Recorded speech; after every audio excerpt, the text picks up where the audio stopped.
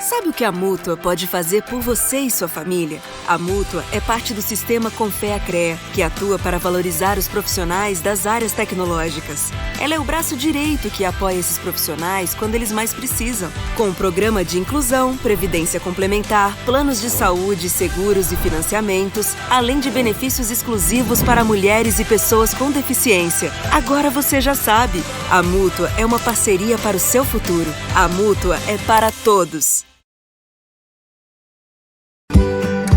Reciclar seu lixo constrói um novo futuro. Reforçar modelos de mobilidade constrói um novo futuro. Fazer da tecnologia ferramenta constrói um novo futuro. Se capacitar para o novo constrói o seu futuro. 80ª Semana Oficial de Engenharia e Agronomia, projetando caminhos para o futuro do Brasil. Nós somos apaixonados por inovação. A inovação genuinamente brasileira, que nasce em universidades, centros de pesquisa, startups e em empresas de qualquer porte. Temos as melhores condições de financiamento para apoiar o desenvolvimento de uma nova indústria. O futuro do Brasil é agora e nós estamos prontos. FINEP, uma empresa pública do Ministério da Ciência, Tecnologia e Inovação. Governo Federal, União e Reconstrução.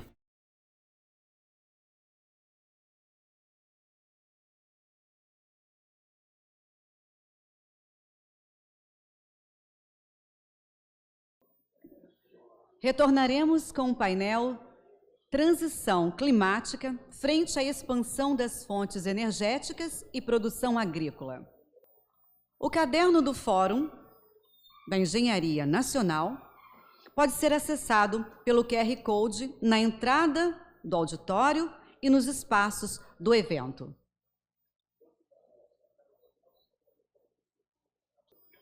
Convidamos agora para o painel, como coordenadora, a vice-presidente do Clube de Engenharia do Brasil, Olga Cimbalista.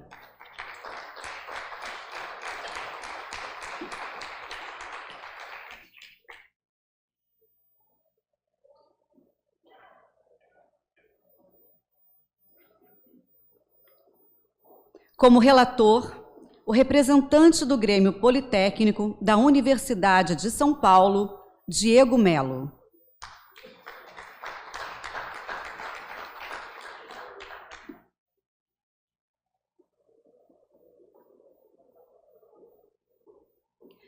E como palestrantes, o representante da Petrobras, Guilherme Estrela.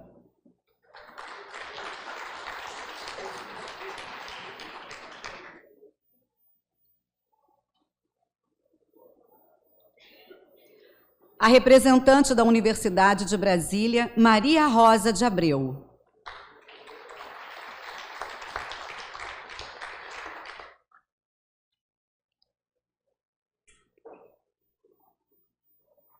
O representante da Embrapa, Empresa Brasileira de Pesquisa Agropecuária, Silvio Crestana.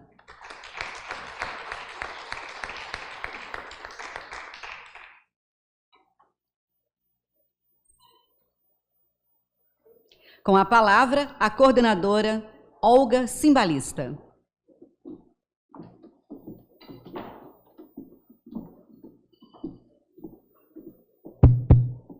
Bom dia a todos, em especial ao nosso promotor desse evento maravilhoso, que eu fiquei sabendo que ontem teve 1.200 visualizações e mais de 1.000 inscrições.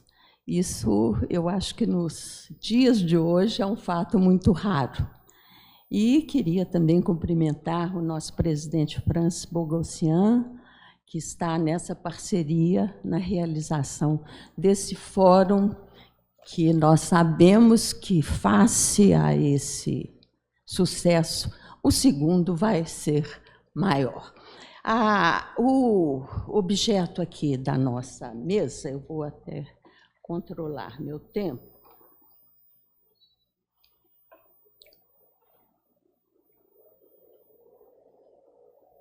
Pronto. O título é transição climática frente à expansão das fontes energéticas e produção agrícola. Essa questão da transição climática, ela faz parte, inclusive, de um dos eixos da nova indústria Brasil.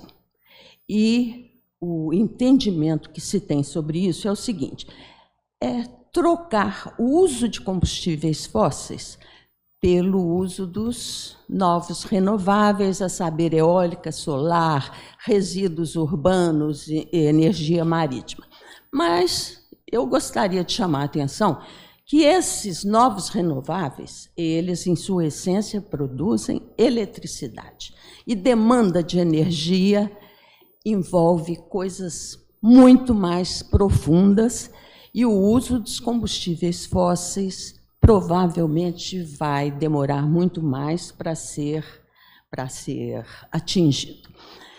E a questão das mudanças climáticas, eu acho importante a gente levantar que as principais fontes de mudanças climáticas, elas são oriundas das radiações solares, das explosões do Sol, da influência da nossa enorme Lua, que influencia a menstruação, marés, uma série de coisas, e que, se não existisse, nós não teríamos vida na Terra. E, numa menor escala, o uso indiscriminado pelo ser humano de biomassas, vegetação e, principalmente, água, fonte de vida, e que está reduzindo uma série de atividades sem que haja, da parte do ser humano, prevenção para evitar essas coisas que podem ser evitadas. As explosões solares não podem ser evitadas pelo ser humano, mas toda essa questão de devastação e tal, elas podem ser evitadas. As fontes convencionais, como petróleo, carvão, hidroeletricidade em grande escala, elas vão continuar a ser usadas. Semana passada, a China atingiu o maior consumo de eletricidade do mundo. O consumo chinês passou a ser maior do que Estados Unidos, junto com União Europeia e Índia. Uma coisa fantástica. Em 2010, a China ultrapassou o consumo de eletricidade dos Estados Unidos. Agora ela pegou toda essa massa de grandes potências e passou a consumir mais. Só que a maior fonte de produção de eletricidade da China é o carvão. Eles inauguram uma usina por semana na China, a despeito do crescimento da energia nuclear, que também a China já ultrapassou os Estados Unidos, que tem 95 usinas nucleares. A China não tem 95, ela tem cerca de 40 e alguma coisa, mas em termos de produção de eletricidade já ultrapassou. E os novos renováveis? Esses novos renováveis passaram a ser darling dos conservadores. Só que esses novos renováveis, eles têm uma série de restrições, a começar por uma falta de política pública, que foi muito comentado aqui no painel anterior, a existência de políticas públicas, mas para esses novos renováveis não existe. E eu tenho uma reportagem da Folha de São Paulo, de março, agora, intitulado "Energia limpa é outra coisa". São citados, então, contratos draconianos de arrendamento de terra e de direitos humanos, atropelo de direitos humanos na natureza, nos setores eólicos e solar, com enormes passivos. Desmatamento de 1.000 hectares de vegetação por uma empresa para instalar uma fazenda solar. Um empreendimento que cobre 10 nascentes do Rio São Francisco, pás eólicas que geram torres de mais de 100 metros perto de escolas públicas.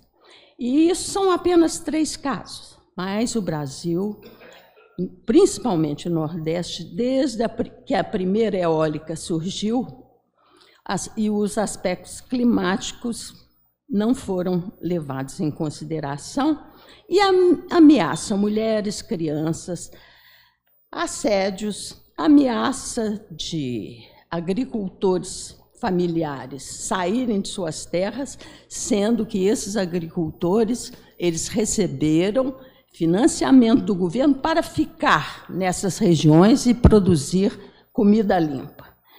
E falta de política pública para impedir que essas coisas sejam feitas e a gente possa continuar usando essas fontes que nós temos com uma eficiência completamente diferente do mundo por muito mais tempo. Outra coisa que essas fontes têm e que não são levadas em consideração é que elas têm uma vida útil de apenas 20 anos.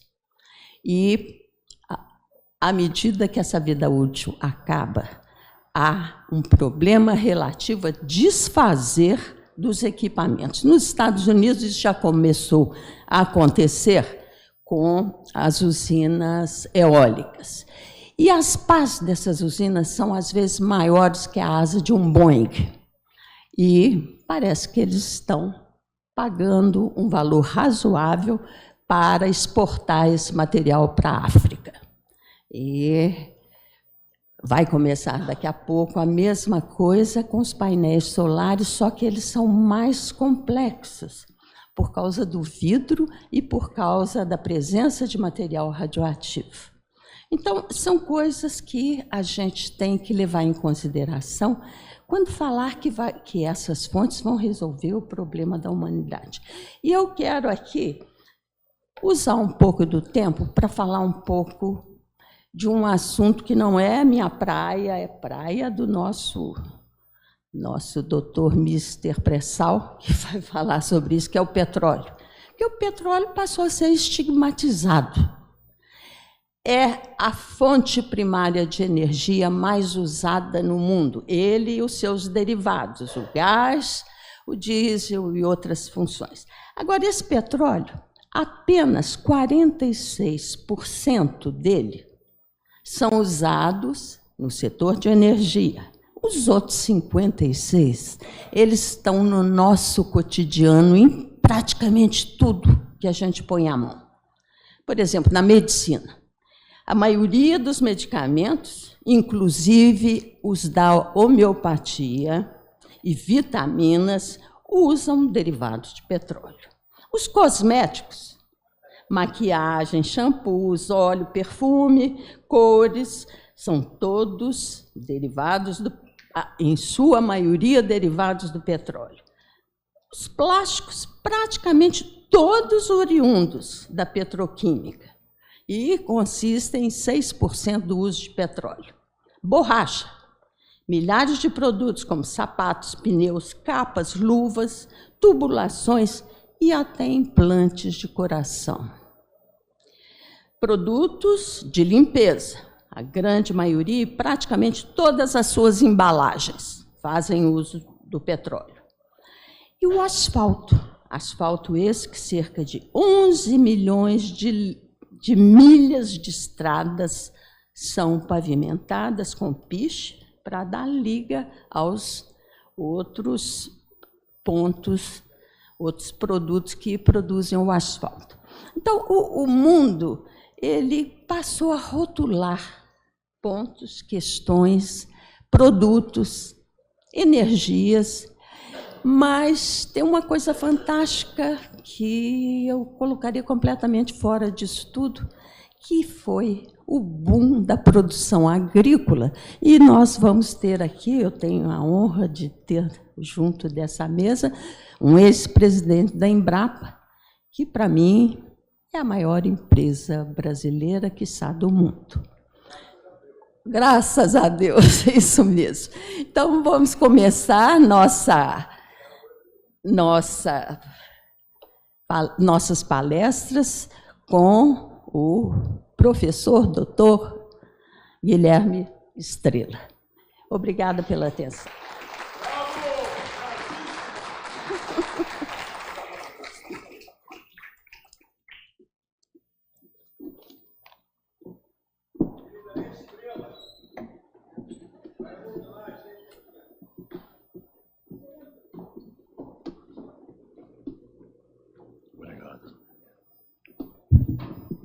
Bom, boa tarde a todos e todas aqui presentes, né?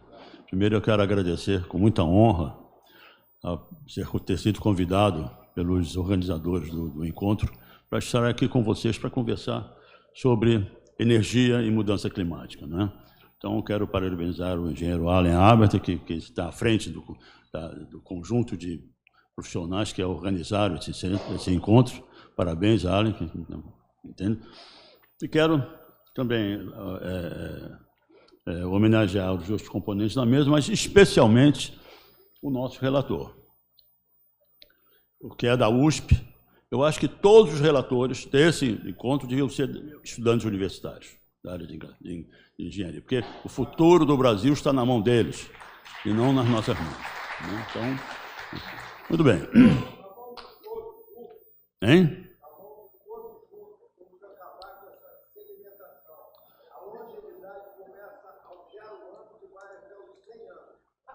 É verdade, é verdade, é verdade. Mas isso é verdade. Isso mesmo, isso mesmo. Isso mesmo, é verdade. Muito bem. Então, eu outro dia eu participei de uma mesa também. Antes de mais nada, eu não estou representando a Petrobras, hein? Eu não represento a Petrobras aqui. Eu trabalhei a minha vida inteira na Petrobras, com muita honra e satisfação, mas não estou representando a Petrobras, por favor. Estou representando a mim mesmo, né? Muito bem. Vou separar a minha conversa com vocês em duas partes. Primeiro, mudança climática, e depois transição energética. São coisas que estão relacionadas, mas completamente diferentes, né? O planeta Terra, até o Ricardo Latiger fez uma palestra outro dia excelente, com slides, eu não tenho slides, né, mostrando que a Terra é um planeta quente, não é mesmo? O planeta Terra é um planeta quente, não é um planeta frio, né? Então, tivemos, inclusive, há 50 e poucos milhões de anos atrás, um momento em que não havia calotas polares, não havia, entendendo? Então, depois nós viemos num ciclo de períodos mais quentes e menos frios, mais quentes e menos frios, muito bem. E hoje, a última glaciação terminou 1 milhão de anos atrás. A partir daí, nós temos a parte final da glaciação e o que chegou a 11 mil anos é considerado já a inversão do período glacial para um período quente, a temperatura vem aumentando a taxas mais expressivas. É interessante, porque a Universidade Federal Fluminense, outro dia fez um estudo, sabe? Há 8 mil anos não existia a Baía de Guanabara. A Baía de Guanabara, que tem como profundidade máxima 47, 50 metros, o mar estava baixo, o oceano estava baixo, e não existia a Baía de Guanabara. E já havia os paleoíndios brasileiros, que datam de 13 mil anos, a nossa fóssil lá de São Leopoldo, em Minas Gerais, né? Já estavam aqui. Então, os nossos antepassados indígenas já passeavam pela foz do rio, pelo estuário do rio Macacu, talvez pescando, essa coisa toda. Então, há 8 mil anos não existia mais na Baía de Guanabara. Hoje, nem tão bela, mas na época da minha infância, era um paraíso, que era a Baía de Guanabara despoluída completamente, né? Então, é um problema, quer dizer, o aquecimento global é uma realidade. Claro que a partir da primeira Revolução Industrial, na segunda metade do século XVIII, essa taxa subiu com a influência humana. Muito bem, o que se discute é efetivamente o impacto da influência humana, né, nesse aquecimento, a partir da segunda metade do século XVIII. Né? Então, a quantidade de CO2 na atmosfera não depende só da emissão de gases poluentes, depende muito da absorção, do sequestro de gás carbônico da atmosfera. Então, a partir de em 2000 e na segunda metade do século XVIII, primeiro, 80% da cobertura florestal foi derrubada a partir da segunda metade do século XVIII. E a gente sabe que o sequestro de carbono, mais ou menos, é 50% entre os fitoplânctons marinhos e lacustres e as florestas equatoriais, principalmente. Então, já nisso, nós, apenas pela derrubada das florestas, a gente vê que há um motivo que não é dos combustíveis fósseis, né, no aumento da taxa de crescimento. Ao mesmo tempo, a mesma coisa aconteceu na sessão anterior, da urbanização. A humanidade se urbanizou e hoje é 70% urbana, e 30% era o contrário na segunda metade do século XVIII. Né? Então, isso é outra coisa que influencia também na elevação da temperatura. Então, há uma série de fatores que compõem todo um quadro de aquecimento. Muito bem. Então, vamos tratar da segunda questão, que é a transição energética. Antes de terminar, é interessante porque essa parte do aquecimento, ela foi tentada, como dizia, ser contornada pelo Acordo de Paris de 2013, eu acho, né? Então, o Acordo de Paris dizia o seguinte: olha, quando chegar a 2050, pelo menos quando chegar em 2030, nós teremos que reduzir em 40% a emissão de CO2 por conta de combustíveis fósseis. Muito bem. Isso não está sendo realizado. Não está sendo realizado por quê? Aí vem a segunda parte dessa minha pequena intervenção aqui. Transição energética, né? É um fato, é uma dimensão essencialmente política. Por quê? Porque a energia é fator principal e preponderante da soberania dos países.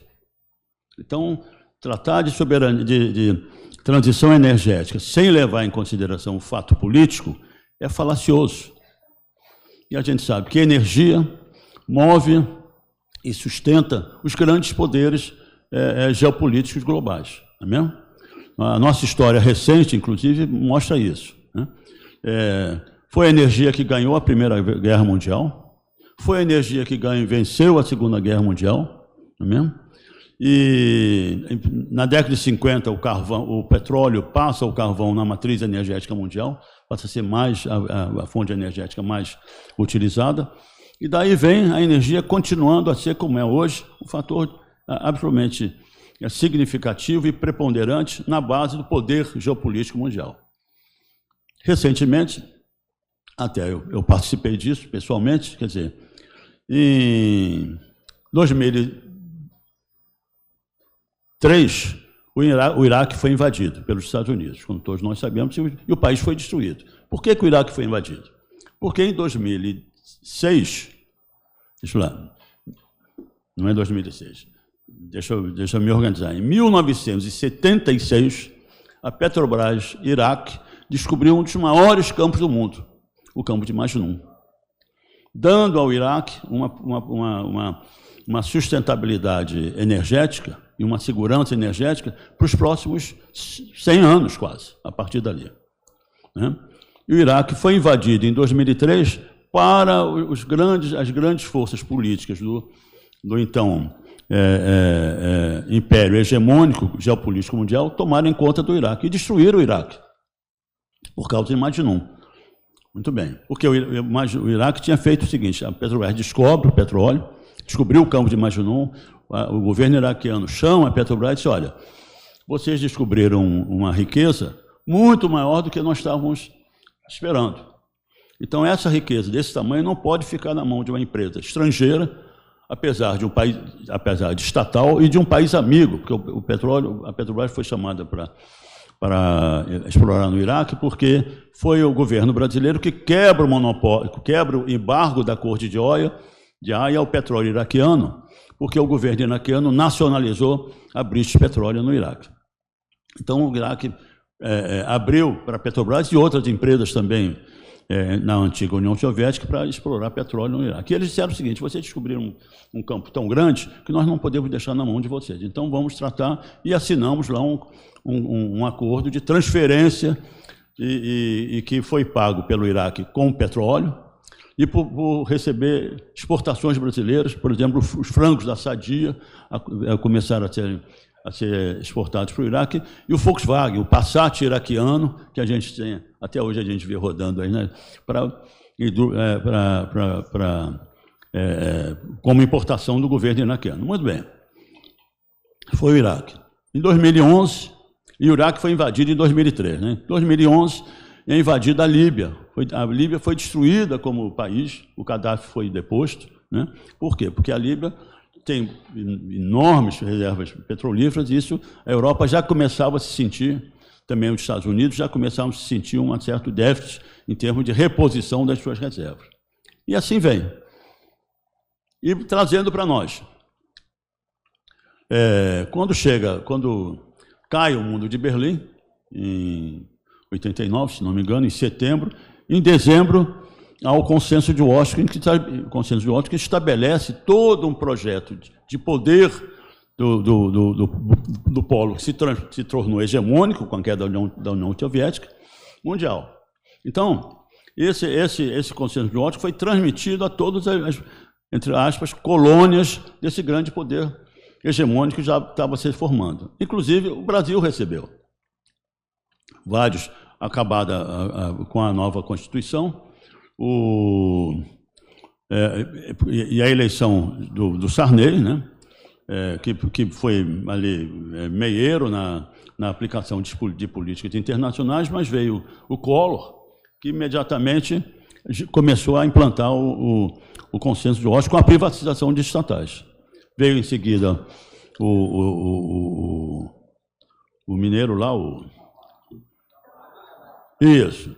Continuou, e veio o Fernando Henrique Cardoso. Com o Fernando Henrique Cardoso, então, ele completa toda a transformação, a venda de empresas estatais, a privatização das grandes empresas estatais brasileiras, mas não por uma questão no Senado, não privatizou a Petrobras. Então, viemos, já quebra o monopólio, em 99, se não me engano, e a Petrobras começa a ser transformada, na verdade, em uma empresa privada, perdendo um pouco já o seu compromisso com o Brasil. Muito bem. Mas é eleito em 2002, é eleito um governo de oposição, aquela política entreguista do Fernando Henrique Cardoso, e começa uma nova etapa de nós recuperarmos o compromisso da empresa com o Brasil, porque éramos ainda um gigante de pés de barro, um país riquíssimo como o nosso, quinto país do mundo, com as maiores reservas de água, tanto subterrânea como superficiais do planeta, a maior floresta equatorial do planeta, riquíssimo em minérios, né? E com uma população absolutamente, extraordinariamente universal, porque o povo brasileiro, o nosso genoma é o mais completo do planeta, mesmo, enfim, tudo para sermos um grande país, mas não tínhamos energia. Muito bem. Viemos com a bacia de Campos, ainda como monopólio estatal, começamos a descobrir campos em águas profundas, principalmente passamos de águas rasas para águas profundas, e atingimos a autossuficiência em 2006, interessante. O mesmo ano que descobrimos o pré-sal, com os campos da bacia de Campos. Muito bem. Mas é o seguinte, os campos da bacia de Campos são os campos que têm a mesma origem do petróleo do pré-sal. Isso a Petrobras já tinha descoberto, um trabalho que o Ricardo fez parte, né, na definição das rochas geradoras da costa leste brasileira, e que estava lá guardado. Então a Petrobras sabia já que o óleo, a rocha geradora do óleo vinha muito abaixo do sal. Muito bem. Então, mas com o Fernando Henrique, já com a venda de blocos, essa coisa toda, pela ANP, em cuja instalação ficou famosa uma frase do genro do Fernando Henrique, que foi o primeiro diretor da ANP, né, dizendo: até agora nós dissemos que o petróleo é nosso, a partir de hoje o petróleo é vosso. Esse foi o discurso nem me lembro, Zilberstein, né? Muito bem. Então, e a Petrobras transformou-se praticamente numa empresa privada, mas ainda estatutariamente sob controle direto do acionista minoritário, que era a majoritária, que é o governo, mas abrimos as ações na Bolsa de Nova York. Então, a Petrobras se internacionalizou naquele momento. Muito bem. Eu vou contar um fato aqui muito interessante. Em 2001, a Shell, detentora de um bloco com a Petrobras, como sócia, era 70, 30, 60, 40, a Shell operadora, obteve um bloco e começou a perfurar esse bloco na Bacia de Santos. E entrou no sal. Começamos a camada de sal tem 2.000 metros de espessura. É um negócio extraordinariamente difícil de ser atravessado. A Shell entrou no sal e começou a dar problemas. Problema atrás de problema. A Shell, já com uma empresa já voltada para o grande lucro e o investimento financeiro em todo o mundo, né? Claro que comparava os riscos do investimento no Brasil com o risco de investimento em outros países do mundo onde ela operava, principalmente na Nigéria, que era a grande fonte de recursos da Shell. A Shell, então, fez o seguinte: devolveu o bloco. E a Petrobras, sabendo que o petróleo tinha sido gerado abaixo do sal, né? E que o sal é uma camada impermeável, que não deixa o petróleo vir para cima com a migração, a Petrobras devolveu também um bloco, quando poderia ficar com o bloco gratuitamente. E eles começaram, a Shell começou a gastar muito dinheiro, investir muito, e disse: não, há risco, sempre há risco exploratório, então eu prefiro investir em outros países, em outras áreas, e não vou investir mais nisso. E devolveram o bloco. E deixaram embaixo 10 bilhões de barris. Muito bem. Isso é só para... Por que a Petrobras não assumiu o bloco? Porque a Petrobras já era uma empresa cujo compromisso com o Brasil era frágil. Isso só para dizer o seguinte, só para confirmar que são interesses não brasileiros, interesses contrários à soberania nacional, que governam e que se impuseram no setor energético brasileiro. Então, falou em energia, se fala em segurança nacional e em soberania brasileira. Muito bem. As coisas mudaram, entra o nosso governo, um governo em 2003, e diz: ó, Petrobras, retome o seu compromisso com o Brasil. E começamos a perfurar. Perdemos produção, inclusive, em 2000, se não me engano, em 2003 perdemos produção, 2004, Ricardo, né? E porque tiramos as sondas da área de produção, que era o que interessava a empresa antigamente, até aquela época, para fazer recursos, para distribuir entre os acionistas, né? E fomos para a Bacia de Santos, para a Bacia do Espírito Santo e para o Nordeste brasileiro, onde realizamos grandes descobertas. Muito bem. E o primeiro poço de sal. Em 2006, 2005, começamos a perfurar o primeiro poço de sal, para atingir o pré-sal na Bacia de Santos. Isso. Então, faltam 3 minutos. Muito bem. Então, o que fez a Petrobras? Começamos a perfurar o poço. E investimos nesse poço 220 milhões de dólares. Quase 1 ano e meio de perfuração. O poço parava, os engenheiros se reuniam, pegavam os dados, faziam outro projeto de perfuração, a melhoria no projeto de perfuração, e gastamos 220 milhões de dólares. Esse foi o preço que nós pagamos. Então, quando se fala em energia, se fala em política mundial, e não entra finança. O recurso financeiro é secundário. Os Estados Unidos, no Oriente Médio, gastavam, na época da invasão do Iraque, $1 bilhão por dia. Não é mesmo? Depois dos Estados Unidos, depois entrou a Síria, que foi destruída. Por que a Síria foi destruída? Porque a leste do rio Eufrates é onde estão as reservas petrolíferas da Síria, que foram dominadas pelos curdos com auxílio norte-americano. Então, tudo isso em torno do item energia. Gaza, por exemplo. Qual é o interesse do Estado de Israel? Promover o genocídio em Gaza e vão tirar toda a população de Gaza. Isso é o projeto de Israel para anexar Gaza, a faixa de Gaza, ao território de Israel. Por quê? Porque foram identificados, através de levantamento geofísico, grandes reservas de gás na faixa do Mediterrâneo, fronteiriça a Gaza, que pertence ao Estado de Gaza. Então, a energia está na base do poder mundial, meus amigos. Muito bem. Então, viemos, mas descobrimos o pré-sal, né? Então, esse gigante de pés de barro, né, que já tinha mal ou bem equilibrado com a bacia de Campos, só que tem que os campos da bacia de Campos se perdem produção muito rapidamente, porque é o petróleo com a mesma origem, mas migrou com para muito mais alto e perdeu e ganhou viscosidade e densidade. Então, é muito mais difícil de você produzir do que o petróleo que está embaixo do solo. Então, bom, as forças mundiais perguntaram: o que é que nós vamos fazer? Esse gigante, afinal, faz uma descoberta que garante a independência e a soberania energética para os próximos 30 anos. Isso não pode continuar. E ocorreu, e não podemos deixar de admitir isso, com todas as críticas que nós podemos imaginar, ocorreu corrupção na Petrobras. Não poderia ter ocorrido, mas ocorreu corrupção na Petrobras. Pegaram isso, o Departamento de Justiça norte-americano, isso daí,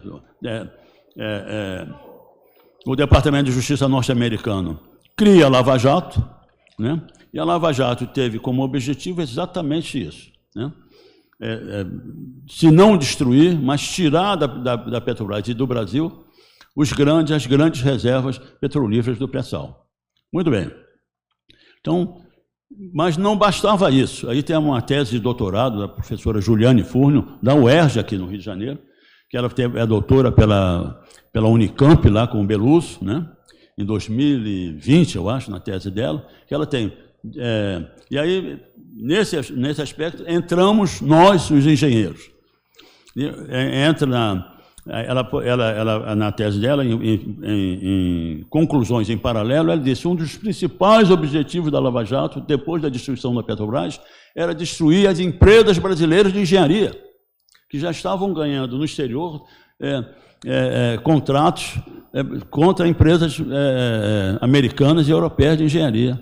Então, a Lava Jato veio acabar com a Petrobras e acabar com a engenharia brasileira através da destruição das empresas de engenharia. E enquanto, em 2008, o governo americano preservou a GE, principalmente, e a General Motors, que foram envolvidas em grandes ações de corrupção, o governo americano não fechou a GE, não fechou a General Motors, muito menos a GE.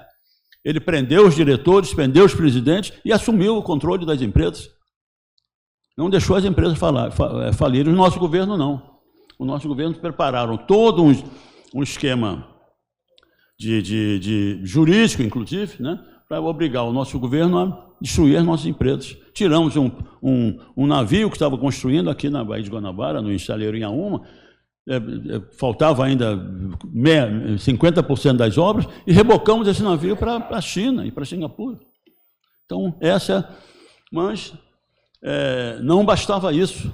Houve também, a partir da ação da Lava Jato, um golpe de Estado em 2016, hoje reconhecido pelo Congresso, pelo Supremo Tribunal Federal. E entrou um governo que tinha como lema a tal ponte para o futuro. Não é mesmo? Então, isso, essa ponte para o futuro que destruiu o Brasil. O Brasil foi destruído, a soberania nacional, a Petrobras, houve a modificação na lei das estatais e na lei das SA, tirando do governo o poder de gestão da empresa. Esse governo, nós não podemos, não é o governo brasileiro que gerencia a Petrobras. Tem toda uma forma do estatuto com as tais compliances que não deixa a Petrobras. Por exemplo, em vez de contratar no Brasil, contrata em estaleiros chineses de Singapura. É claro, porque a indústria naval é intensiva em mão de obra, 20% a 25%, e esses caras utilizam mão de obra semi-escrava. Competir com esses caras, inclusive, é antiético. Você ia num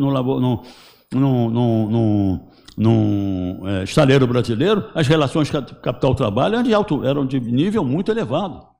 Então, é aí que está.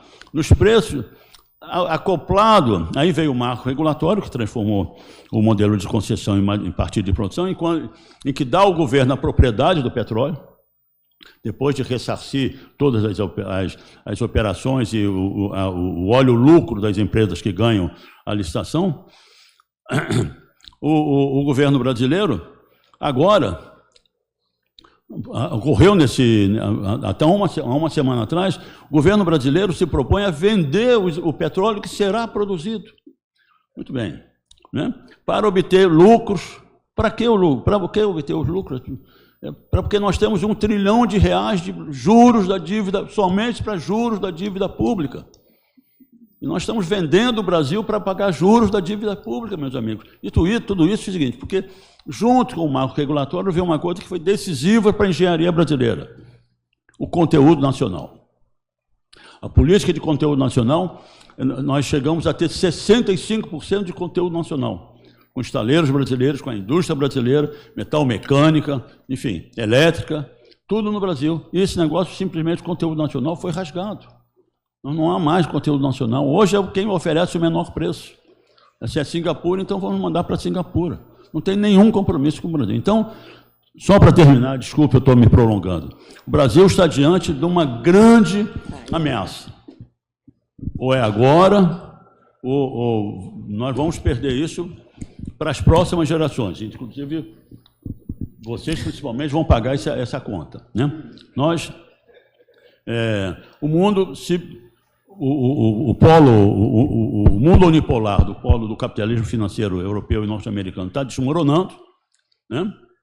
E a guerra da Ucrânia já é um desespero deles, essa coisa não vai ficar assim, né? E cria-se um mundo multilateral, de multilateralismo, não é mesmo? Então, a inserção num mundo multilateral para o Brasil não pode ser feita sem soberania. E a nossa soberania tem como base a engenharia brasileira. Nós não podemos entrar num mundo de liberdade comercial sem proteger a engenharia brasileira.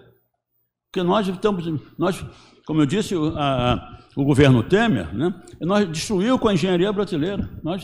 Essa adesão ao mundo multipolar, multilateral, com esse livre comércio, tem que proteger a engenharia brasileira, tem que proteger o produto brasileiro, tem que reservar, inclusive, o mercado brasileiro. Só para terminar, nós somos a 9ª economia do mundo, né? E em termos de consumo de energia per capita, estamos depois do 90º lugar. E a energia per capita é condição de qualidade de vida da população. E claro que esse 90º lugar reflete a imensa dívida social que nós temos com a população brasileira. Inclusive eles criaram o emprego informal. Hoje 40 milhões de brasileiros não têm emprego, e têm empregos informais. E isso é grande ameaça no Brasil. E tem o seguinte, essas eleições que vêm, desculpem, eu estou ultrapassando. Então, esse é nosso momento. Nós estamos num momento de decisão que não é por políticas setoriais. Nós precisamos da retomada de um projeto nacional desenvolvimentista soberano para nos inserirmos a um mundo multilateral. Se não for assim, nós estamos sacrificando o futuro da Brasil, sacrificando o futuro dessa gurizada, que não vai ter emprego como engenheiro no Brasil do futuro. Obrigado e desculpe aí. Obrigada, presidente. Diretor Estrela, foi uma aula de cidadania, de história, de sociologia, economia. E papel da engenharia, o fórum está dando um passo nessa direção, de congregar agentes diferentes na defesa do que todo brasileiro quer, mas muitas vezes não sabe. Eu vou passar a palavra agora para a nossa representante da Universidade de Brasília, e todos aqui têm currículos com especialização no mundo inteiro, e ela não fica atrás, ela tem 3 grandes títulos na França, doutorado, pós-doutorado, na Inglaterra, e eu vou passar, então, a palavra para Maria Rosa Ravelli de Abreu. É um prazer e uma honra.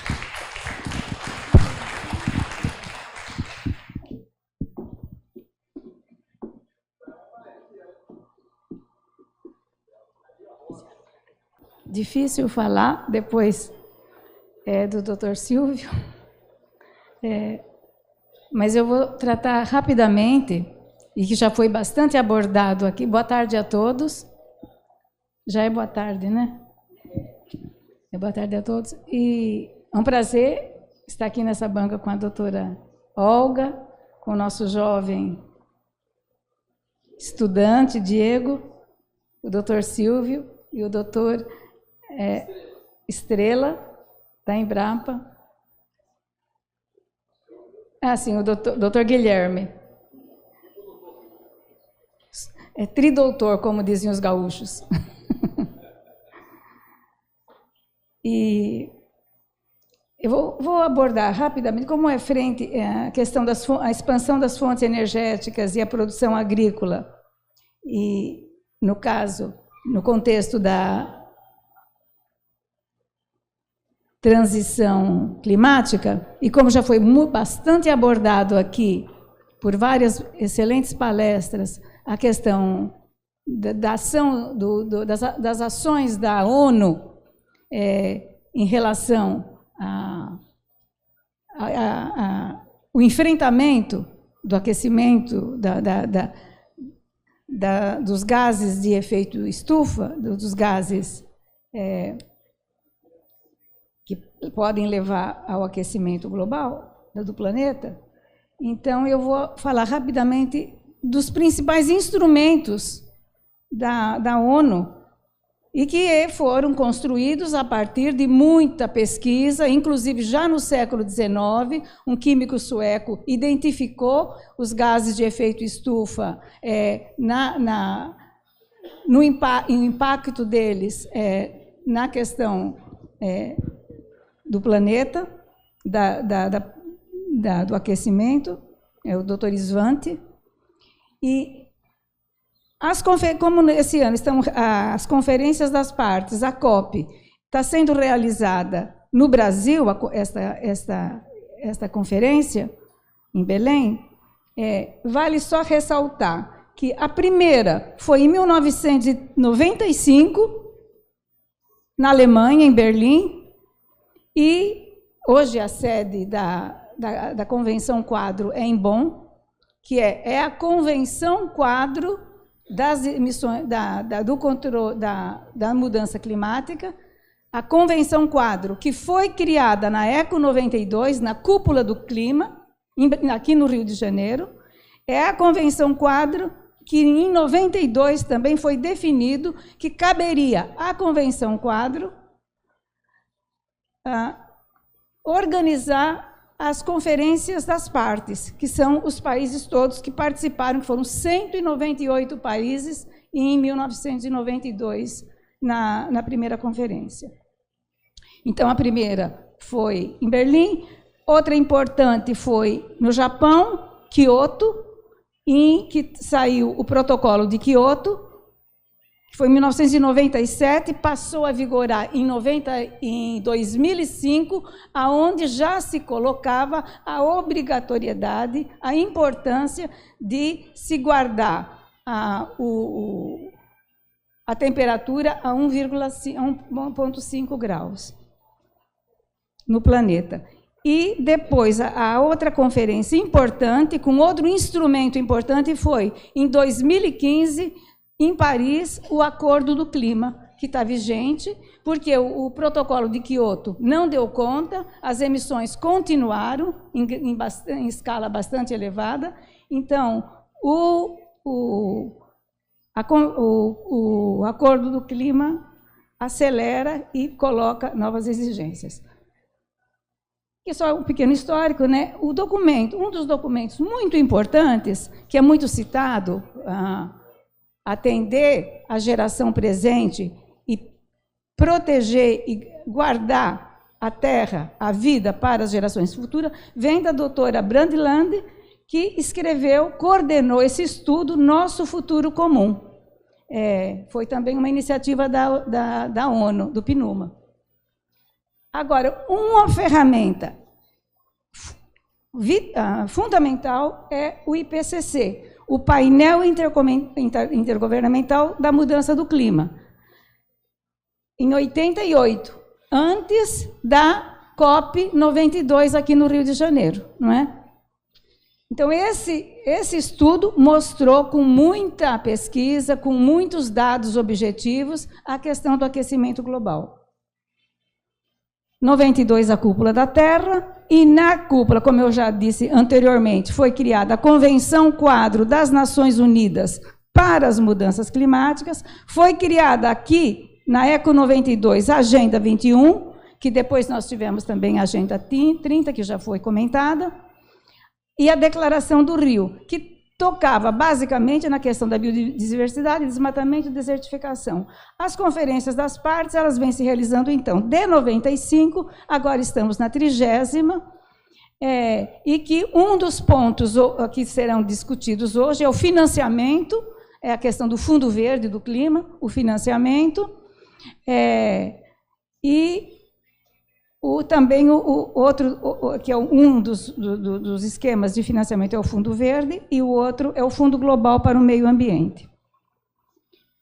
O que a Convenção Quadro vem insistindo é que é necessário reestruturar a base econômica atual dependente de atividades que emitam efeito estufa. Na verdade, a reestruturação na etapa histórica atual, a reestruturação do nosso modo de viver é em relação ao clima, mas é em relação à qualidade de vida das pessoas. Então, nós estamos vivendo com um quadro, principalmente na cidade, onde o IBGE mostrou, vivem 87% da população brasileira. Ou seja, estamos chegando a 90% vivendo em área urbana. Então, a qualidade de vida nas cidades, a gentrificação, a exclusão de as pessoas de baixa renda em bairros periféricos, sem condições de qualidade de vida, de transporte, etc.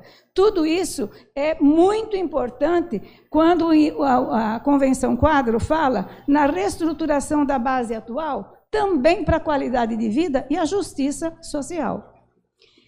E depois, terminando, depois da ECO 92, que foi a primeira cúpula da Terra, tivemos a segunda aqui no final, que foi a Rio+20, na África do Sul, e a Rio+10, e a Rio+20, que fez a Agenda 30, transformando o mundo com os ODS. Então, o Protocolo de Kyoto, o Acordo de Paris, aqui a transição da energia. O doutor Guilherme abordou e fez uma análise muito esclarecedora sobre a questão aqui do petróleo e o significado geopolítico hoje, não é? E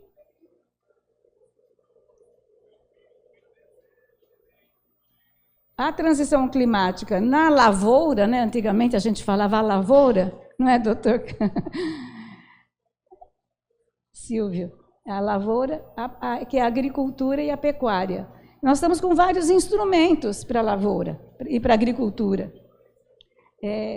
Renova 7 bilhões para adaptação e melhoria, à luz das novas tecnologias, porque você tem até o Inova Agro, o Moderna Agro, Moderna Frota, Renova Frota.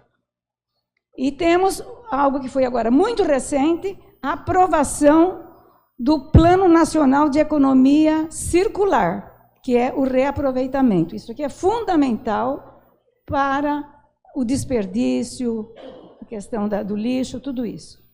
É uma portaria agora recente, muito importante. aqui a situação, eu vou abordar como a questão da agricultura, a questão da energia, estão sendo muito bem abordadas aqui pela nossa excelente, que eu me sinto honrada de, viu, Allen, de participar da companhia, fico até bem humilde, mas vamos nos esforçar para apresentar rapidamente alguma coisa que eu trabalho com a comunidade muito nos projetos de extensão, que é a questão do transporte, que afeta a qualidade de vida de milhares de pessoas todos os dias, mas também prejudica a economia, prejudica o comércio, prejudica a saúde, não é? Então,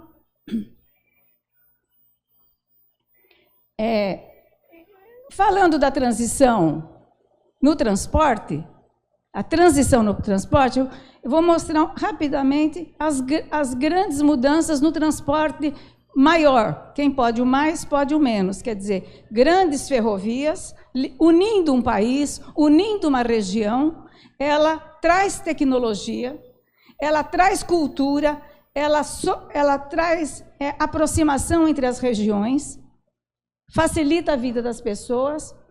E a primeira ferrovia, que foi na Inglaterra, pequena, mas depois a Mauá, logo depois, a primeira em 1825, e depois aqui o Barão do Mauá, já pouco tempo depois, em 54, faz a ferrovia Mauá, saindo aqui do Rio de Janeiro, aqui do Porto Mauá, até a base da Serra.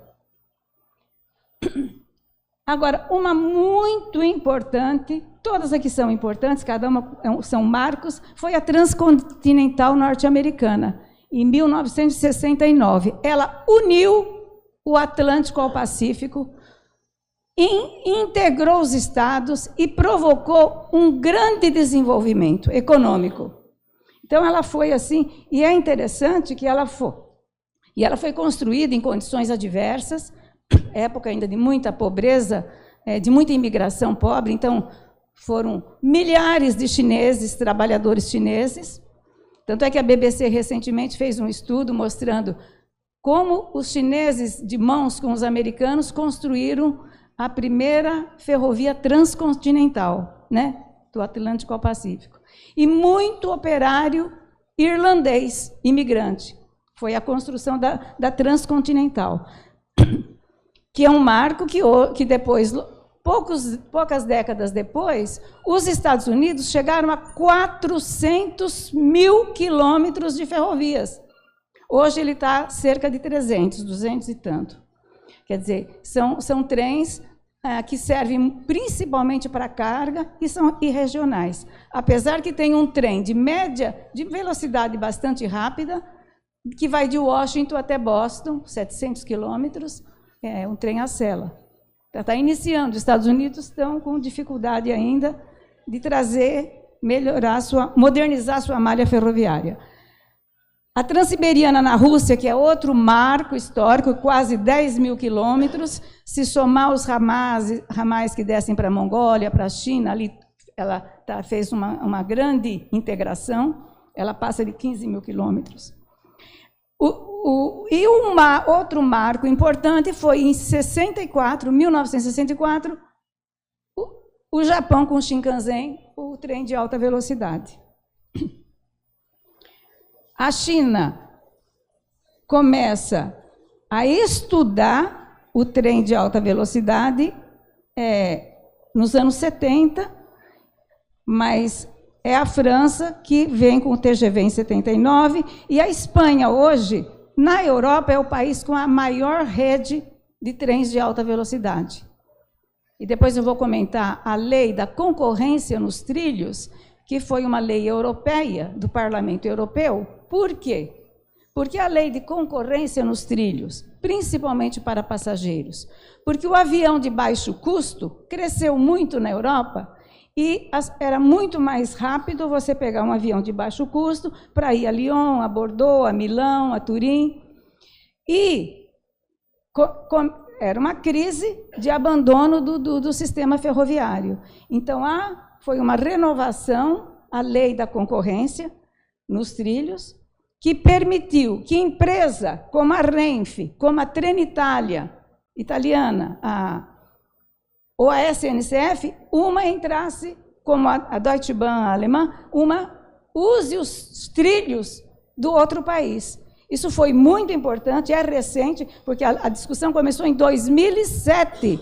Foi muito difícil conseguir essa concorrência. Diferentemente da Inglaterra, que privatizou a sua rede quando ela estava em crise, a Europa fez a concorrência e permitiu que uma empresa de um país possa usar. E isso barateou muito o custo e melhorou muito a qualidade, e, inclusive, é um boom, é um desenvolvimento imenso atualmente das ferrovias, trens noturnos, trens de luxo, trens de turismo e os trens regulares.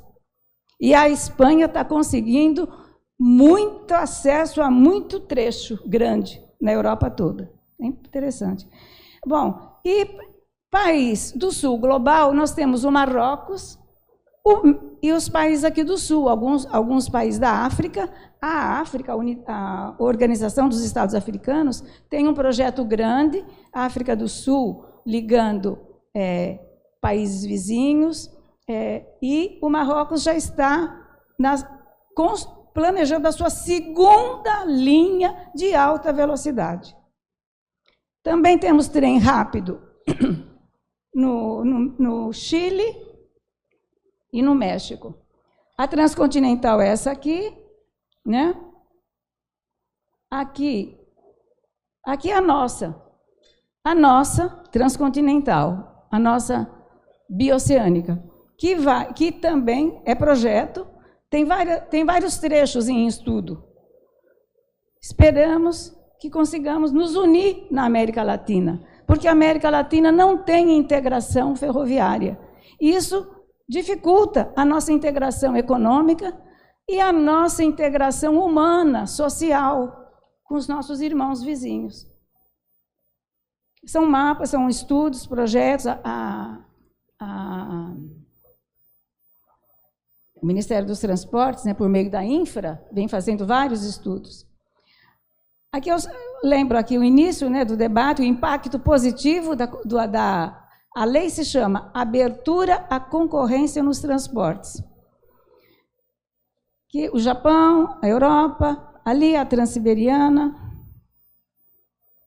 a Rota da Seda, que une, é quase uma bioceânica, porque ela vem não é, doutora Olga? Ela vem do Pacífico ao Atlântico, praticamente, não é?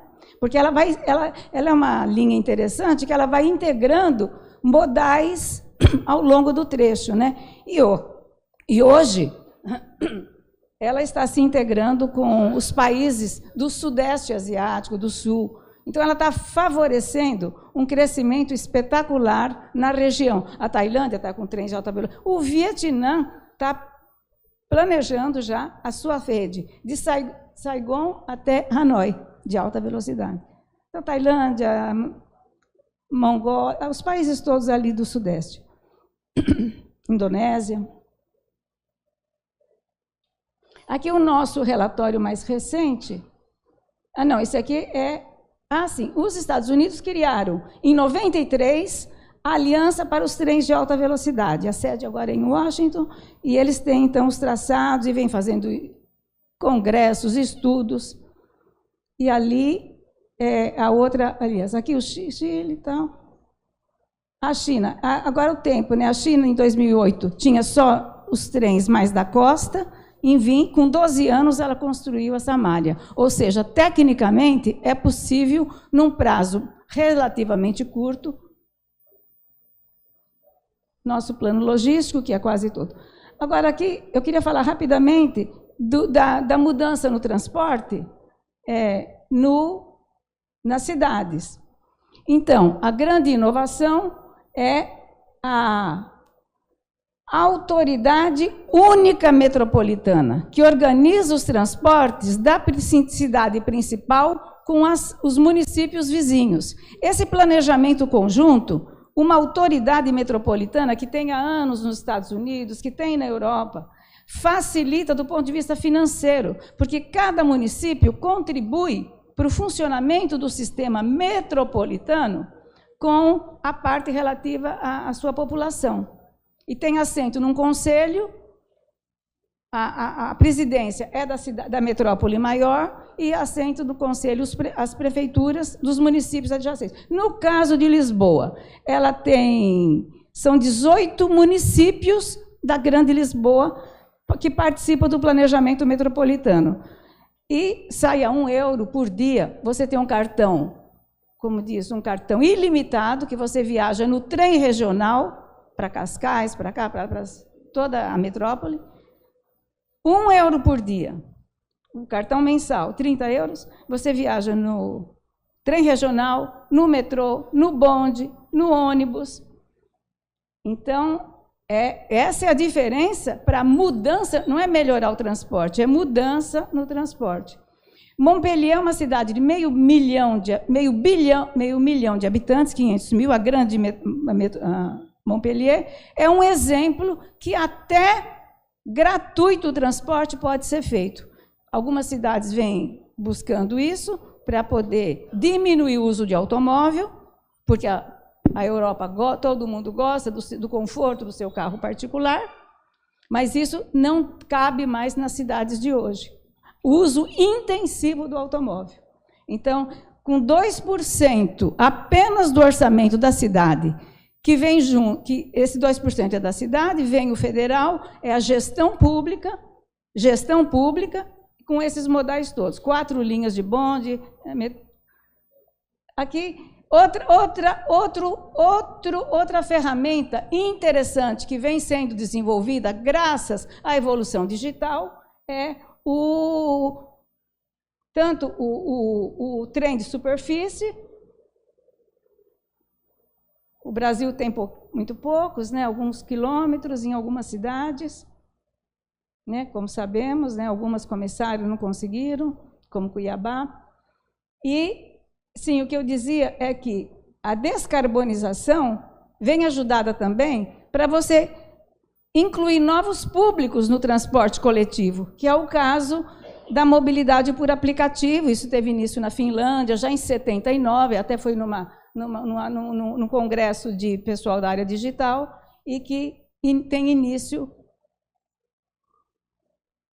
E com com a mudança paradigmática no transporte, no modelo de transporte, com isso tudo, um cartão ilimitado, integração dos modais, uma autoridade única que facilita o financiamento, apoio federal, regional e municipal, você pode fazer o que, por exemplo, Paris e outras cidades, aqui a gente cita Paris porque é uma prefeita que vem fazendo grande mudança no transporte, ela limita carro, amplia a ciclovia, todo mundo está acompanhando essas mudanças que são necessárias. Concluindo aqui, e para financiar, principalmente as linhas de trens, são grandes estações, você tem estações até com prédio de moradia, prédio de escritório no alto da estação, estações novas. Essa do meio é uma estação em Londres, daquela linha grande, de 130 quilômetros, a linha Elizabeth, que tem 5 andares no solo, todos alugados, todos que ajudam a financiar a linha do trem. E essa aqui é espetacular, é no bairro mais pobre de Paris, lá no alto, na periferia, foi do arquiteto Ken Gukuma, que fez uma estação que é um monumento, que ela parte de um metrô, de um anel metroviário que circula Paris com 200 quilômetros e 68 estações, 200 quilômetros, uma linha de metrô, numa cidade que já tem trem expresso, já tem metrô, já tem VLT, que é o tramvia deles, né? O trem na via, e está fazendo isso para descentralizar e criar, ao longo desses 200 quilômetros, 8 polos de alta tecnologia, que é para, então, gerar emprego e moradia local. E esvaziando a Praça da Concórdia, vai ser como ela é hoje, como ela está sendo o projeto, já aprovado, já com plebiscito, porque foi projeto de campanha, mas para cada inovação, a prefeitura faz plebiscito e a população aprova essas mudanças. Aqui o espaço que era caro, e eu termino, né, saudando a nova era, que a gente augura que seja pacífica, próspera para todos, né, e homenageando também o nosso querido Sebastião Salgado, e agradecendo muito essa oportunidade e o prazer de estar com vocês, e rumo à primeira conferência das engenharias. Obrigada.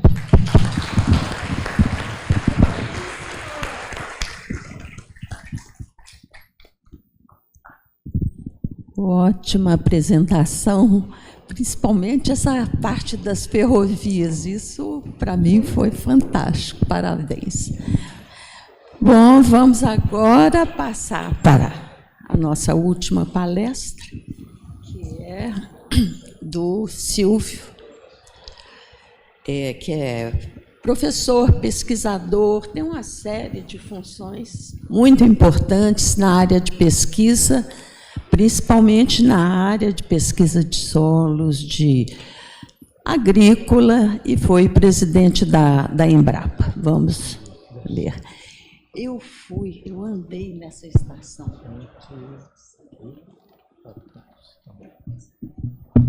Opa. Bom, boa tarde a todos.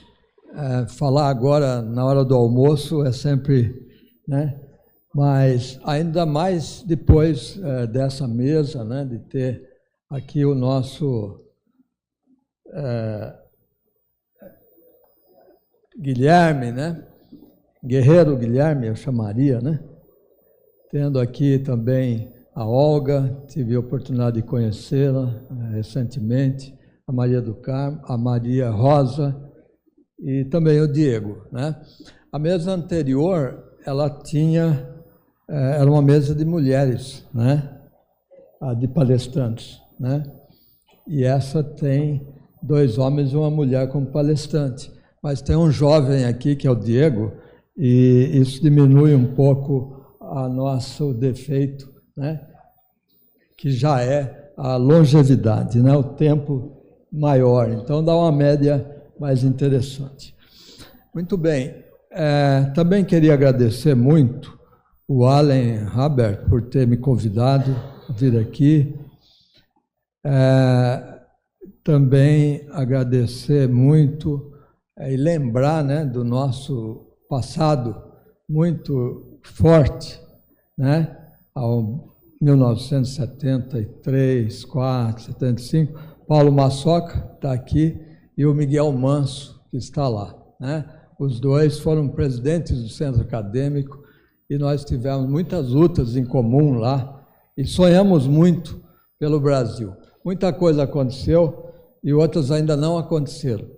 E é muito interessante estar aqui falando para vocês ainda. Quer dizer, nós continuamos com certa lucidez, nós continuamos ainda acreditando nesse país e mantendo, portanto, os nossos princípios e as nossas expectativas em relação ao futuro, principalmente na criação de esperança. Eu acho que o grande desafio é dar esperança, né? Como foi muito bem dito aqui, a responsabilidade que nós precisamos dar, nós temos para dar como um legado, né, importante aí para o Diego e para toda essa juventude que construirá o futuro do Brasil, para não dizer o futuro do mundo, pela importância que o Brasil tem.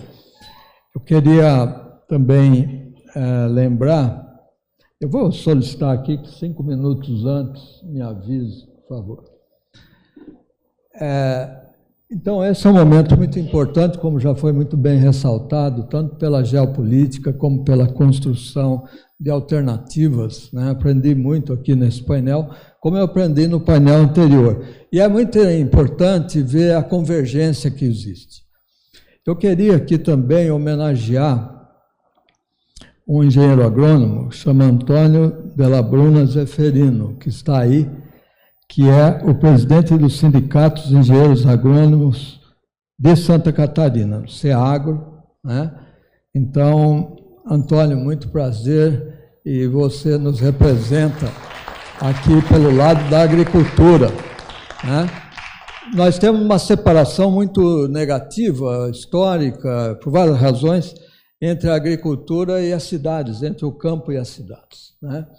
Então, eu vou, espero perseguir isso aqui em cerca de 15 a 20 minutos, e vou trazer a questão mais da agricultura e da expansão produtiva ligada aos sistemas de produção agrícola. Deixa eu caminhar aqui para o próximo. E eu queria lembrar que o Benjamin Franklin, eu vou começar com Franklin, com os Estados Unidos, e vou terminar com o chinês, né? Eu acho que nós temos que aprender com os dois, muita coisa, como já foi demonstrado aqui, ou pela geopolítica ou por outras razões. Mas o Franklin, que fez aquelas experiências com física, né, de eletricidade, para-raio, etc., ele também fez parte da Constituição Americana, ele ajudou a escrever a Constituição Americana.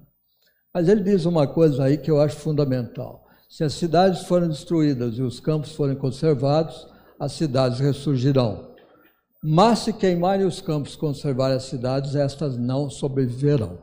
Nós estávamos falando aqui mais de 80% hoje urbano. Então eu quero chamar a atenção. Também eu, nas minhas andanças, inclusive fora do Brasil, vi mais de 10 anos, e foi para pensar o futuro da ciência, da tecnologia, mais voltado para a agricultura. E montei, né, um laboratório em Washington, fiquei 3 anos lá, da Embrapa. Mas eu comecei a perceber o seguinte: tem 3 coisas, para ser resumido, né, que distinguem um país do outro. Os cidadãos, por razões óbvias, né, discernimento, tomada de decisão, numa democracia, os líderes e as instituições e organizações, e na sociedade o conhecimento, educação, ciência, tecnologia e inovação. Então eu acho que esse é o primeiro ponto. Hoje o que está em discussão é a desmonte e a desorganização das instituições e das organizações, porque daí os líderes passam a ter o papel da instituição. Principalmente os líderes autocráticos, né? Aqueles mais ditatoriais, e nós estamos vendo isso claramente acontecer aqui pelo lado do Ocidente.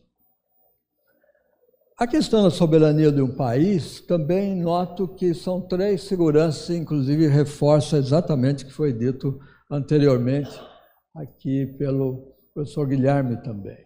Primeiro, a segurança alimentar, segurança energética, a segurança territorial e cibernética. Nenhum país que pensa o interesse do país e que toma decisões em função do país abre mão dessas 3 seguranças. Segurança alimentar, segurança energética, territorial e cibernética.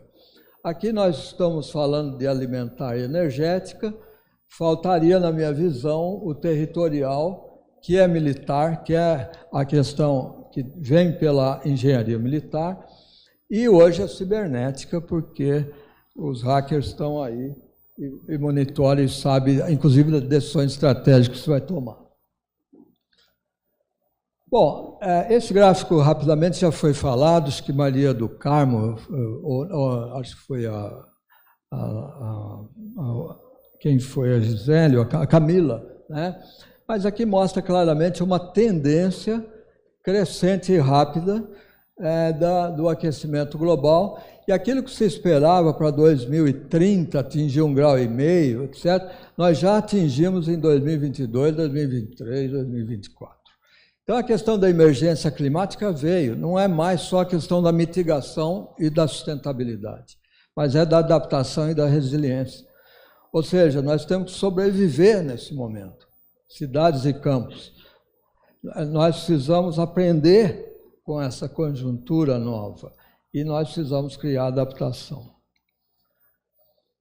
Aqui também esse grupo de cientistas colocava as forças do mercado, a disrupção tecnológica, o progresso político, os movimentos de massa, empurrando, né, o planeta.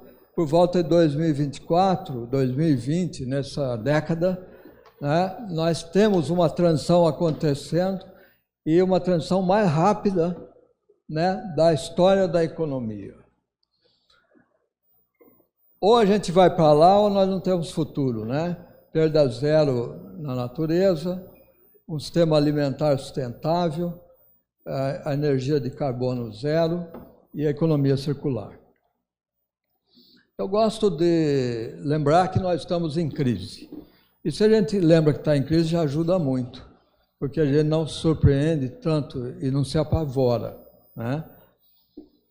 A Madame Curie dizia que o importante é, para a gente não ter medo, nós precisamos compreender mais. Quando a gente compreende mais, a gente diminui o medo. Mas eu gosto aqui do Gramsci porque ele diz que eu acho que nós estamos exatamente, o Gramsci já morreu, mas nós estamos exatamente nesse momento, né? O velho está morrendo, o novo ainda não teve condições de nascer, e nesse meio de tempo a gente tem um monte de coisa esquisita, né? De fantasmas e tal, porque tem gente morta, tem gente nascendo, e não tem uma decisão, não tem um rumo, né? Ainda tem o caos. Bom, aqui, Maria do Carmo, né? Você falou exatamente do nexo, eu vou pular. Alimento, água e energia. São as três coisas, são interdependentes, formam um nexus porque a interação entre elas é que dá o resultado final. Nós temos uma tempestade perfeita pela frente, porque se a gente pensar em 2050, nós precisamos ter 60% mais alimentos, 50% mais energia e 40% mais de água. Isso sem falar em mudança climática ainda.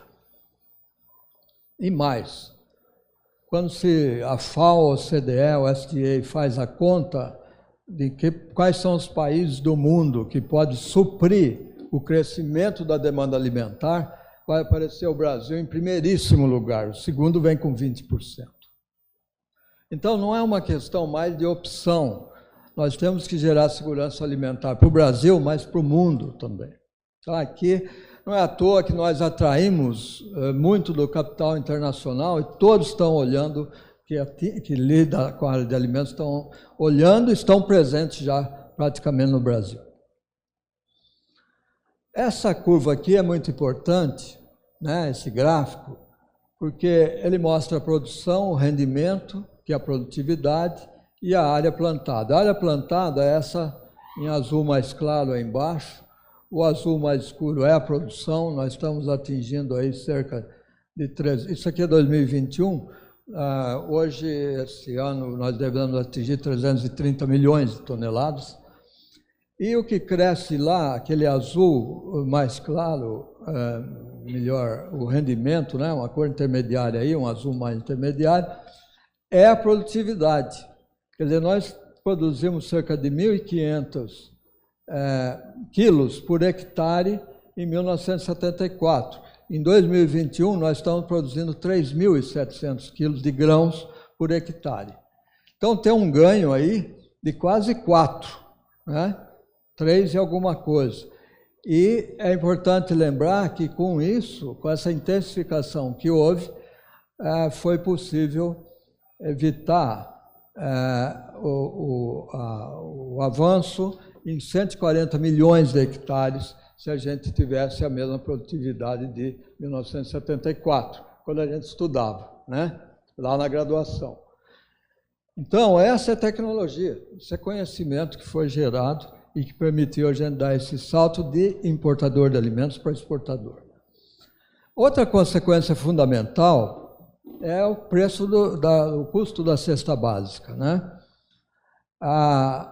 Aqui a gente vê essa curva de março de 73 até mais ou menos 2016, é uma curva decrescente. O custo da cesta básica diminuiu, né? Isso aqui é calculado em GPDI, corrigido para dezembro de 2021. essa é uma consequência importante e a gente sabe que qualquer país do mundo desestabiliza presidente, cai a reputação, o povo sai à rua. Inclusive tem uma coisa interessante que se fala o seguinte, que quando um pai ou uma mãe de família passa fome, é uma pessoa muito nervosa, muito brava. Mas quando vê o filho ou a filha passando fome, vira revolucionário. Quer dizer, eu acho que a gente está numa fase de transição importante aí, tá certo? Porque está ameaçada a própria questão da alimentação, no mínimo 2, 3 refeições por dia. 2016 em diante, a gente já começa a ver uma mudança nessa curva e que vai explodir agora, nós, em 2023, 2024, com inflação, e tivemos problema da segurança alimentar também. Então, é fundamental ligar essas duas coisas, né? Volta, não, eu estou indo para frente.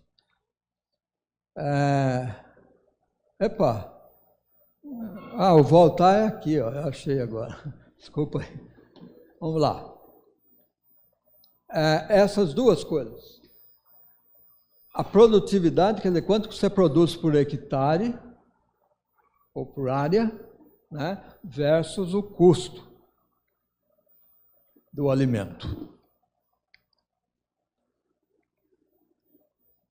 A pergunta que eu coloco como provocação, a gente vai sair do mapa da fome novamente? Em 2014 a gente tinha saído. Voltamos. Quando vocês olham a insegurança alimentar, aqui a gente tem as cores, né? Essa primeira, mais alta, é a segurança alimentar. Quanto da população tem segurança alimentar? O segundo é que tem, a insegurança alimentar leve. Depois, insegurança alimentar moderada, insegurança alimentar grave. Isso aqui é 2022. O que eu quero lembrar aqui, quando você olha o urbano e o rural, onde mais tem insuficiência alimentar grave é no campo. O produtor que devia estar produzindo para ele mesmo, ele não está conseguindo produzir para ele mesmo. Nós temos uma assimetria importante na agricultura brasileira. Bom, o preço do café dispara, então aí vem a questão do clima, claramente, adaptação, resiliência, produção ter ficado menor, geada, estiagem, etc., situação real. Aqui é a relação, né, produção e custo de cesta, né, o custo da bebida mais bebida no Brasil. Mas não é só o café. Castanha do Pará, ano que vem, ou do Brasil, nesse ano nós não teremos castanha, o preço já está R$ 170 um quilo de castanha do Pará, por essa razão, nebulosidade, radiação solar intensa, queimadas prolongadas, compromete a floração, formação de frutos, e aí vai, não vou entrar na parte mais técnica. E a soja, está aqui, os rios voadores que saem da Amazônia, caem do centro-oeste, então isso aqui está tudo sendo afetado claramente. Bom, eu sempre errando aqui, é porque eu estou com pressa e é pior. Pode ser? Mas ninguém vai sair para poder almoçar. Então vamos lá. Eu quis listar aqui alguns dos pontos críticos para o nosso desenvolvimento e soberania. Infraestrutura e logística, acho que toda a discussão aqui dessa mesa, da mesa anterior, não vi ontem, mas acredito que sim, é infraestrutura e logística. Inclusive aqui tem uma oportunidade de crescimento e desenvolvimento. Quando a gente olha a China, ou mesmo os Estados Unidos, Europa, qualquer lugar, né, você vai gerar empregos, a construção, né, e assim vai. Exemplos quando foi dado, a construção, por exemplo, de ferrovias, né, e outros exemplos aqui. A própria indústria naval, que eu vou lembrar agora da engenharia militar, que é fundamental, né, se a gente pensa em soberania. Mas aqui eu estou pensando na agricultura. A Maria Rosa mostrou uma foto com um conjunto de caminhões a 30 centímetros um do outro, carregado de soja, provavelmente parado no porto. Sem falar quanto de soja, é muito comum nas estradas brasileiras a gente olhar soja e milho nascendo na beira da rodovia, né? é porque cai do caminhão, né? Durante o transporte. Dependência de insumos. Aqui nós temos um problema gravíssimo. A nossa agricultura, mostrei lá o progresso que houve, mas a gente importa fertilizantes defensivos e aqui tem uma relação clara com a Petrobras. Nitrogênio, pelo menos o nitrogênio. Nós estamos importando nitrogênio, fósforo, potássio, cerca de 70% é o que nós importamos para produzir os alimentos. Sem NPK, nitrogênio, fósforo, potássio, não tem agricultura. Pode discutir se é orgânica ou não, mas não tem. E nós estamos dependendo, no caso do potássio, nós importamos 92% para fazer a nossa agricultura. Então, a crise da Ucrânia, a guerra da Ucrânia, da Rússia, já mostrou claramente a interrupção das cadeias de distribuição mundiais e levantou, acendeu um sinal vermelho para a gente aqui. Outra coisa, a dependência de exportação está concentrada praticamente na China hoje. Se a gente olhar a soja, 70% da exportação de soja do Brasil vai para a China. E é importante falar na soja, porque 35% da soja fica no Brasil. Os outros 65% são exportados. E o maior importador e comprador é a China. Então, nós temos aqui um problema, né? A gente depende do insumo e exporta. Qualquer crise ou qualquer mudança política, geopolítica, etc., isso aqui é afetado diretamente na nossa agricultura. Nós temos um problema de mão de obra no campo, falta mão de obra, ninguém mais quer ficar no campo trabalhando. Pode dar máquina mais avançada. Tem problema de violência, importante no campo, não resolvida. A gente tem política fundiária, não resolvida. É interessante quando vocês olham a área territorial do Brasil, a área fundiária é maior que os 8.500.000 quilômetros quadrados. Olha, tem 1000 razões, mas é importante entender isso, quer dizer, há uma superposição de propriedades, né, de áreas, etc.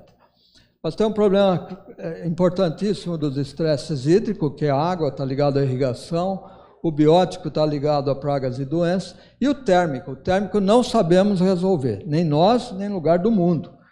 A planta e um animal, acima de certas temperaturas, ele interrompe a produção. Por exemplo, o citros começa a cair, a abortar os frutos, não cresce ramos novos, e ela usa toda a energia solar que foi utilizada para a fotossíntese para a transpiração, tentando diminuir a temperatura da folha. Então, aqui é um problema que a gente não sabe o que fazer. Não tem protetor solar ainda, né, para as plantas e animais. E aí? Outra questão, a questão dos riscos, eu mostrei já a questão da emergência climática e o seguro rural. Não há seguro, o seguro rural é desprezível no Brasil. O agricultor americano, assim como a empresa que foi citada, né, a GM, ou acrescenta a Volkswagen na Alemanha, né, elas não quebraram, porque você tem algum mecanismo de defesa, de proteção, né? O agricultor americano não quebra, ele não produziu, deu tudo errado lá, ele não quebra. Aqui quebra. E normalmente é pequenos e grandes, viu? Todos. E na pesquisa tem duas assimetrias que também queria chamar a atenção. Uma é de ordem social e está ligado à assistência técnica e extensão rural. Também foi falado de assistência técnica aqui.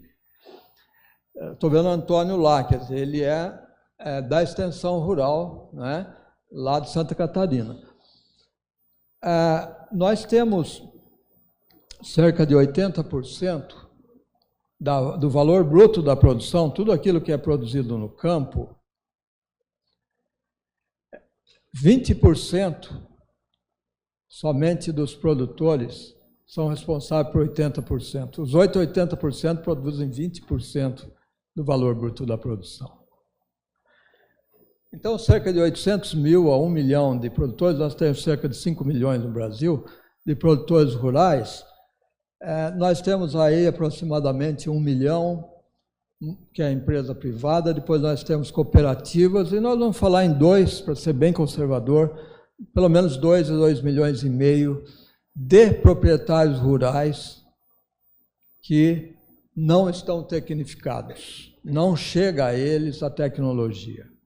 E aí a exclusão é cada vez maior, e aquela curva lá da insegurança alimentar deixa isso muito claro. E a outra assimetria é que o sistema de ciência e tecnologia, de conhecimento, que é o que fez aquela curva da produtividade, a agricultura cresceu para o centro-oeste, para o norte e nordeste, mas o sistema de ciência e tecnologia das universidades, das instituições, não cresceu na mesma proporção. Então, ainda é muito sul, sudeste, dizendo como que tem que lidar com ecossistemas de outras partes, e biomas de outra parte do Brasil. E, para mim, o grande problema já foi também levantado aqui, é que a gente não tem um plano de Estado, nós não temos um plano de nação, nós não temos um plano de país, nós não sabemos o que queremos fazer, qual a estratégia de médio e longo prazo. Não tem planejamento, e menos ainda um plano de ação. E isso é fundamental e é onde nós estamos empacados. Isso aqui eu ajudei a elaborar, foi lá em Haia, na Holanda, e eu separei aqui, são 4 quadrantes, separei os 2 de propósito, né? Quando a gente depende de governo, da autoridade do governo, 2 coisas para você olhar: desempenho, quanto de real entra e quanto sai de volta, e a outra é conformidade com a legislação, etc. Quando as tarefas são previsíveis, são recorrentes e centradas no governo, a gente pode falar em alguma coisa como política pública. Mas o mundo olha e vê que existem 2 coisas a mais acontecendo. Nós estamos vivendo a época da imprevisibilidade, dos temas complexos, da necessidade de mútuos parceiros. Foi, acho que, dito aqui pela Maria Rosa também, a questão dos parceiros. Emergência, crises surgem a toda hora, de maneira imprevisível, e a necessidade de construção de resiliência. Aqui é importante olhar esses 2, porque, além do governo, nós precisamos de governança. Não é só autoridade, precisamos de poder coletivo, sociedade civil, etc., etc., para construir resiliência. Então, essas 2 partes do quadrante, nós aqui no Brasil, eu não vejo essa discussão acontecer de maneira organizada, sistemática e oficial. Bom, vamos tentar ver o que a gente tem que fazer. Colaboração de agricultores, pesquisadores, engenheiros, governos, consumidores. Soluções de curto prazo, sobrevivência, aprendizagem, adaptação a situações específicas. Então, é preparação. Tem que se preparar. De médio e longo prazo, adaptação, resiliência, mitigação, nível local, regional, nacional e global. Soluções baseadas na natureza. Quem falou isso? Foi a Maria Rosa, né? Ou na mesa anterior. E tem um novo conceito surgindo aí de saúde única, de saúde planetária, né? Dieta planetária, que liga a saúde humana com a saúde ambiental, com a saúde dos animais, saúde das plantas. Não adianta pensar em só uma dessas saúdes, como a gente costuma pensar na saúde só do ser humano. E queria provocar aqui vocês com uma nova engenharia que precisa ser construída. Mas aí vocês vão falar, bom, outro dia eu fiz uma conta meio por cima, achei que tem 38 modalidades de engenharia. Se eu propuser mais uma, vocês vão mandar embora daqui, né? Mas não, eu estou propondo a engenharia da adaptação e da resiliência à emergência climática. É a engenharia das engenharias, a integração das engenharias, da ciência das engenharias. Ela é inter e transdisciplinar, porque os sistemas complexos exigem isso, sistemas integrados, tem que lidar com a escassez, a complexidade e a governança. Aqui eu dou exemplo, né, de um território e aquilo que a gente teria que fazer, restaurar o habitat dos polinizadores, agroflorestal, cercar para o animal não descer lá na água e poluir, e criar erosão, proteger florestas pradarias, culturas de cobertura, né? Reflorestar a questão dos incêndios, melhores estradas, manguezais e assim vai. Então, isso tem que olhar como um sistema, agora com uma visão holística. E aí, então, a integração de todas as engenharias, levando à convergência necessária. E termino com o chinês, né? Aqui na engenharia, para dizer que o que você sabe não tem valor algum. O valor está no que você faz com o que sabe. Ou seja, o poder de transformação do conhecimento tem que ser exercido, tem que ter plano de ação. Nós não temos hoje um plano de país e não temos um plano de ação para o Brasil. Muito bom.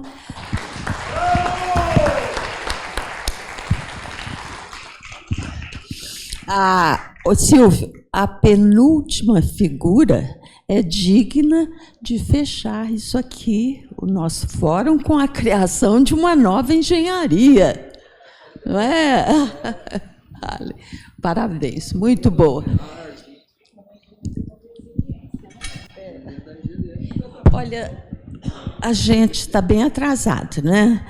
Então, eu vou propor que as perguntas que eu não recebi aqui, elas sejam respondidas depois.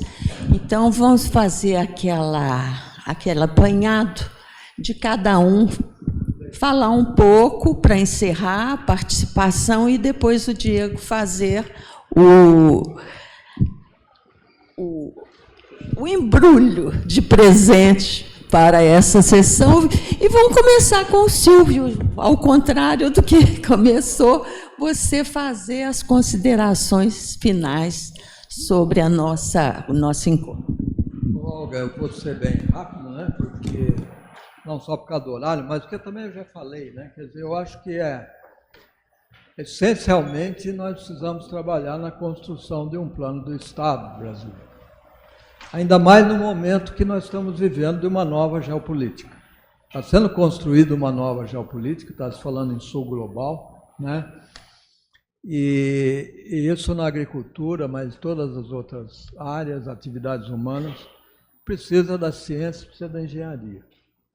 Então, a pergunta é como que nós faremos isso?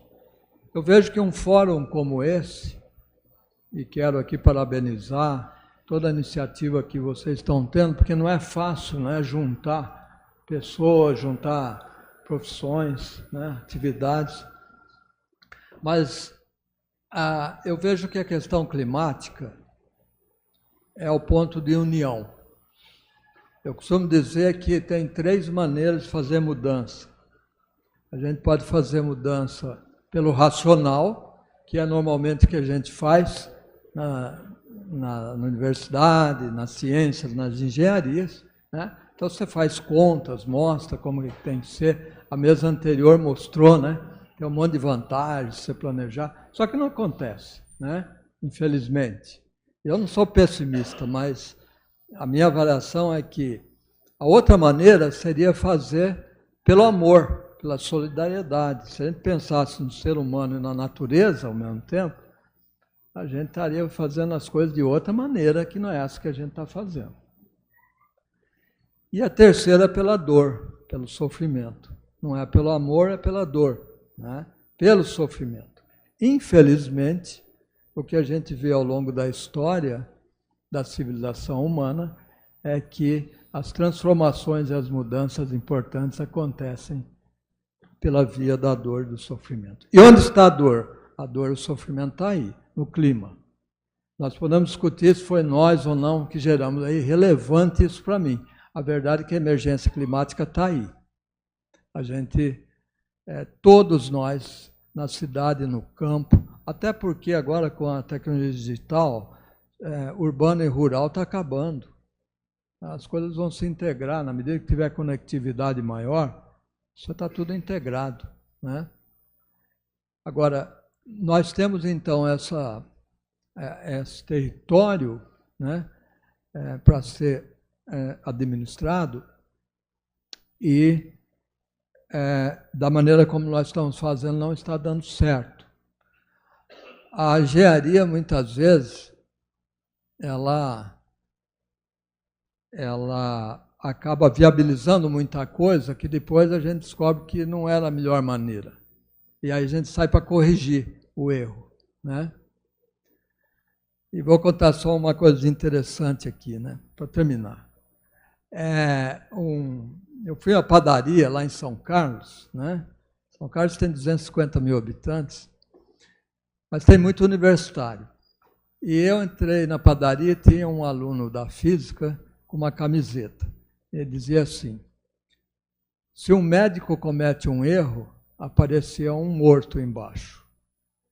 Se um engenheiro comete um erro, aparecia 37 que tinha caído a obra, né? 37 pessoas. No final, assim, quando um físico acerta, aí tinha bomba atômica matando a humanidade. Obrigado. Assim não dá, né? Maria Rosa, vê se está com som. Eu quero mais uma vez agradecer, parabenizar pelo primeiro fórum, muito rico, né? Muito valioso, tudo que a gente está aprendendo aqui. E acho que para essa faculdade de engenharia da resiliência, é preciso no Brasil uma revolução no sistema educacional. E que já falava há tantas décadas o Anísio Teixeira, não é? Por exemplo. E temos no Brasil, agora o BGE mostrou, 30% das crianças não tem creche, que é o começo da aprendizagem. Não tem creche pública. E creche e escola, para criança, a maioria, tem que ter alimentação, tem que ter atividades de cultura, a criança tem que ter proteção à saúde. Então, é outra escola, bem diferente da que a nossa escola pública, de um modo geral, vem oferecendo. É possível, não sei se nós somos a 9ª ou a 10ª potência hoje, ou a 8ª, porque a gente é muito rico. Como o doutor Guilherme falou, minerais, água, tudo maior do mundo, tudo, os recursos naturais, uma agricultura potente, um povo maravilhoso de alegria de viver, né? Que isso é muito importante. Então, e eu termino cumprimentando o querido Diego, que representa a juventude, aqui com a maioria de nós tudo de cabelo branco, as mulheres tingem, mas... E o Diego, em tua presença, Diego, que os jovens construam essa resiliência e a felicidade no Brasil. Obrigada. Eu gostaria de fazer um comentário que houve um momento na história do Brasil que eu achei que tinha solução. Foi quando começaram a construir os CIEPs, no programa do Darcy Ribeiro. Eu achei que ali a gente estava pegando voo de cruzeiro, mas infelizmente não. Vamos passar. Eu tenho meia hora ou 45 minutos para falar?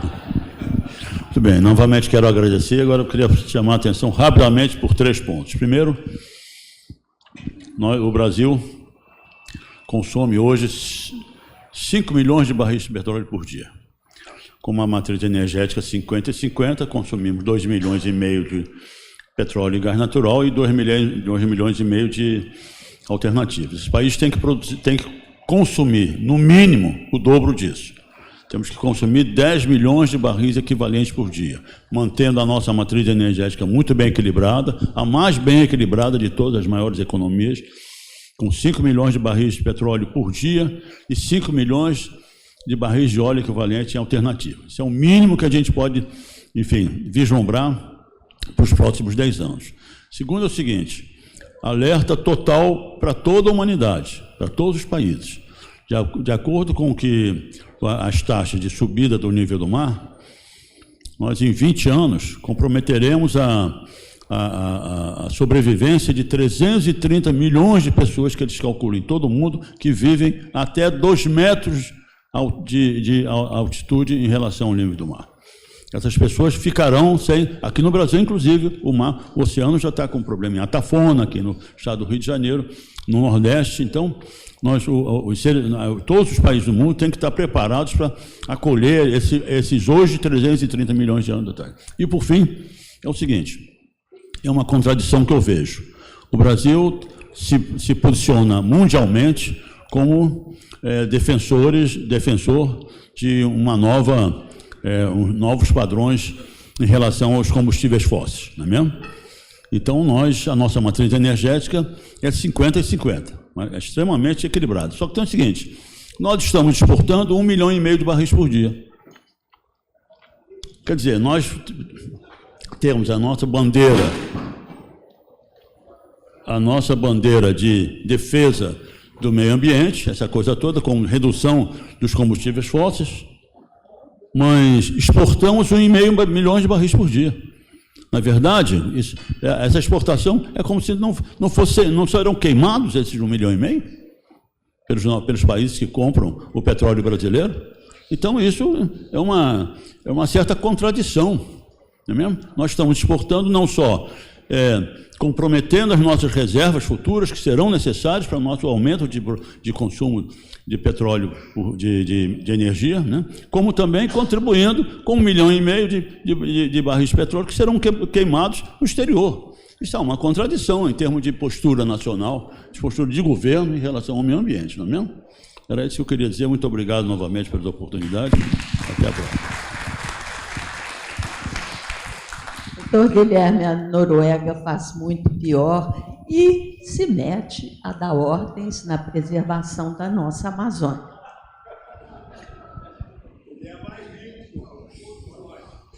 Bom, pessoal, boa tarde, talvez, bom dia para todo mundo.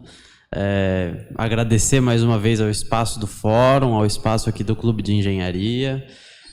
Agradecer ao Allen por essa organização, pelo convite para compor, para estar aqui com vocês. Agradecer todas as palavras maravilhosas que vocês fizeram aqui. Até o relator tem um trabalho ingrato, vamos dizer assim. Eu vou ter que tentar reduzir de alguma maneira tudo que vocês disseram em algumas poucas palavras, né? Eu acho que isso aqui não é um resumo, talvez um complemento ou um lembrete. Vamos ver o que eu consigo articular. Eu acho que de tudo que foi falado aqui, tudo que vem sendo falado ao longo do fórum, a própria existência do fórum reflete a ausência de um plano de Estado, que foi o que o Silvio falou claramente ali na fala dele, e a necessidade da construção de um. Então, a gente tem, inclusive, todo o tema que a Maria comentou de, por exemplo, ferrovias e como a gente tem a utilização dos modais hoje no Brasil, né, que lá atrás optou por ser rodoviarista. A gente não ter construção de ferrovias reflete justamente que o Brasil não tem a vontade política de se realizar um plano de Estado. Porque a ferrovia, por mais que, mesmo no modelo, se a gente conseguisse aplicar um modelo chinês de construção, que consegue em 12 anos montar uma malha nova ferroviária num país inteiro, isso vai além de, vamos dizer, um mandato ou 2 mandatos. Então, talvez não é do interesse da presidência ou do governo ou da legislatura que se invista nisso, porque né, enfim, contexto de uma política também muito pessoalizada que a gente tem no Brasil. Enfim, eu acho que de solução para isso, eu acho genial o que o Silvio trouxe na questão dessa nova engenharia, né? Porque a gente tem novos problemas, assim, a mudança climática traz para a gente, né? Coisas que jamais seriam imaginadas. Hoje em dia a gente começa a falar de refugiados climáticos, né? A gente não tem refugiados de guerra, refugiados pelas condições de um país pura e simplesmente. A gente tem refugiados climáticos, que entra também na questão da subida do nível do mar. Né? Então, o mundo tem que estar preparado para receber, para realocar pessoas, para realocar zonas de produção para outros locais. Então, eu acho que tudo isso são temas que a gente tem que ter como foco e tendo ciência de que a engenharia vai ter que estar atuante ali, né? A gente precisa dessa engenharia que trabalha a adaptação e a resiliência ao clima, a resiliência às mudanças. E, assim, acho que de tudo, o Brasil ele precisa melhorar em vários sentidos. A gente precisa de uma revolução educacional, a gente precisa de uma reforma curricular efetiva dentro das engenharias, mas não só dentro das engenharias. E, assim, a Olga comentou, né, que teve a impressão de que em algum momento o Brasil iria decolar, né? Eu acho que não é nem, talvez não seja nem a impressão, eu acho que em vários momentos ao longo da história o Brasil teve o ímpeto de decolar, e muitas vezes esses momentos ocorreram graças à engenharia, graças a projetos de engenharia, mas se a gente não tem um fortalecimento de uma engenharia, não pura e simplesmente uma engenharia com viés nacional e soberano, se a gente não fortalece a nossa soberania nacional, aí entra, por exemplo, a própria engenharia militar que o Silvio comentou, se a gente não tem esse fortalecimento, a próxima vez que o Brasil estiver para decolar, a gente pode sofrer outro golpe de Estado, a gente pode sofrer outra deposição de governo e a gente vai voltar à situação que a gente está hoje. Então, eu acho que é isso. A gente precisa mais do que tudo, entender que a engenharia e o desenvolvimento nacional aqui do Brasil também esbarra em interesses geopolíticos e a gente precisa estar forte para enfrentar isso. E para a gente se inserir nesse novo contexto global, nesse novo contexto multipolar, não de maneira a ser talvez um celeiro do mundo em termos, por exemplo, de data centers, em termos de ser um espaço a ser simplesmente explorado por outras potências mundiais, mas de ser um país que se imponha de alguma maneira, que tenha voz e que faça com que internamente tenhamos condições para a nossa população. É isso. Obrigado, pessoal. Olha, nós vamos encerrar e eu gostaria de fazer um comentário. O Diego é, evidentemente, o mascote desse fórum. Ele está apenas no 3º ano de engenharia. Daqui a 10 anos, o que ele vai ser? Presidente de qual setor? Muito obrigada a todos. E agora a gente vai fazer aquela foto da capa do álbum. Obrigada a todos. Foi muito boa essa mesa.